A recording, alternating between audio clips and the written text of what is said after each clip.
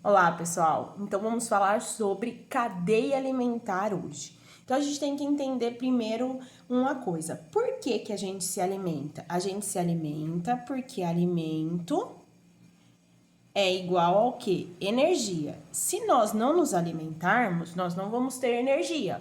Então, por isso que é preciso nós nos alimentarmos, né? E por isso que acaba existindo isso que a gente chama de ciclo da vida, né? Porque a gente vai ter nesse ciclo da cadeia alimentar e nesse ciclo da vida, a gente vai ter a transformação do que é orgânico no que é inorgânico. Então, nesse ciclo, vai ter essa transformação sempre. Então, de todo o nosso alimento para a gente conseguir adquirir energia. E dentro disso, vai existir algo que a gente chama de nível trófico. O que é esse nível trófico? É exatamente o nível de alimentação, porque trófico significa alimentação, que cada um vai ter. E isso pode ser tanto como consumidores ou produtores. Onde produtores são aqueles que produzem o próprio alimento e consumidores é aquele que precisa consumir o alimento de algum outro lugar. E dentro desses consumidores ainda, a gente vai ter um nível especial chamado de decompositores. Então, como que funciona em si uma cadeia alimentar? Então, a gente vai ter o quê? Por exemplo, grama, vaca e homem. Onde a grama é o que a gente chama de produtores. Porque a grama não precisa se alimentar de ninguém, né? O alimento dela vai vir da luz do sol, certo? Então, aqui eu tenho o sol e o sol é que vai dar alimento para as gramas. Por isso que eles são produtores. As plantas são produtores porque eles conseguem produzir o próprio alimento. E aí, depois, a vaca, ela não é um herbívoro? Porque ela se alimenta apenas de plantas, então a gente chama ela de consumidor primário. E aí nós somos onívoros, a gente sabe, né? Se alimentamos tanto de planta como de carne, mas também entramos em carnívoros. O que são os carnívoros? Consumidor secundário. Né? Porque o consumidor primário vai ser aqui a vaca que se alimenta da planta porque são herbívoros, os carnívoros são consumidores secundários porque são os segundos que vão vir se alimentar aqui, e por último o homem. Se tivesse um outro aqui, seria agora consumidor terciário, se tivesse outro, consumidor quaternário e assim por diante. Só que aqui a gente faz o quê? Uma setinha. Então, a vaca se alimenta da grama, né? Então, por isso que tem a setinha aqui. O homem sempre assim, mas Bruna, se a vaca se alimenta, a seta não deveria ser para cá? Sim, mas alimento não é energia?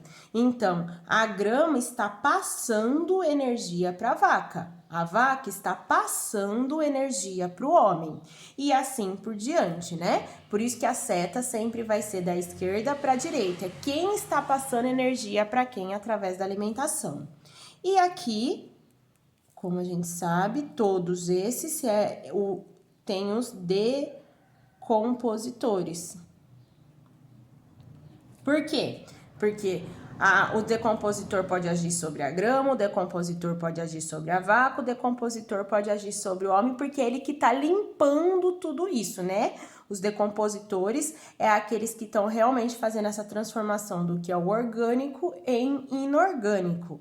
Então, por isso que eles são extremamente importantes. Lembrando que eles podem ser decompositores ou detritívoros, né? Como urubu, minhoca, esses alimentos que fazem realmente essa renovação do ciclo. E lembrando também que toda cadeia alimentar, quando eu junto várias cadeias alimentares, a gente vai ter o que a gente chama de teia alimentar.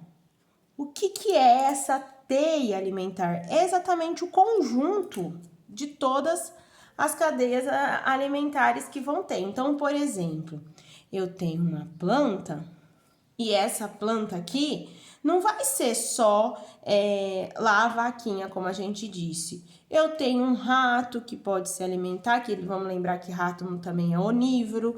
Eu tenho um gafanhoto que pode se alimentar dessa planta. Aí, por exemplo, desse gafanhoto aqui vem uma ave e come ele. Aí essa ave aqui, uma serpente, né, uma cobra, come essa ave. Aí eu tenho aqui esse gafanhoto, vamos dizer, vem aqui um sapo e come esse gafanhoto.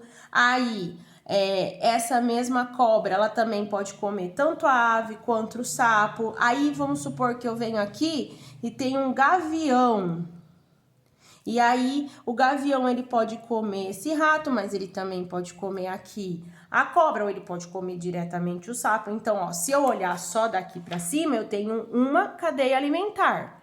Quando eu olho aqui, esqueço essas outras, eu tenho... Ah, a caneta ficou na frente. Aqui, eu tenho outra cadeia alimentar. Mas quando eu olho aqui, eu ainda consigo ver outra, né? Então, aqui, ó, vou até pintar, ó. Isso pode ser uma cadeia alimentar.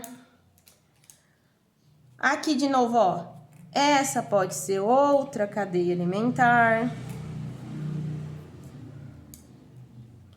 Aqui ainda pode ser outra cadeia alimentar. Então, como a gente tá vendo, uma teia alimentar são conjuntos de cadeias alimentares. Sempre lembrando a direção da setinha, né? Que esse daqui tá se alimentando desse, porque ele está passando energia, né? Quer dizer, esse tá se alimentando desse, porque ele está passando energia. E aí, a gente tem os níveis tróficos. Aquilo que eu tinha falado lá atrás, por exemplo, pegando aqui o nível azulzinho.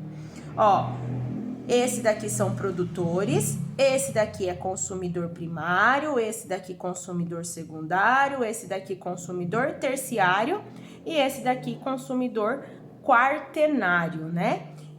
Então, porque vai mudando, então sempre eu vou ter um consumidor depois. Bom, gente, isso é o que eu tinha para mostrar sobre cadeia alimentar e teia alimentar. Até a próxima!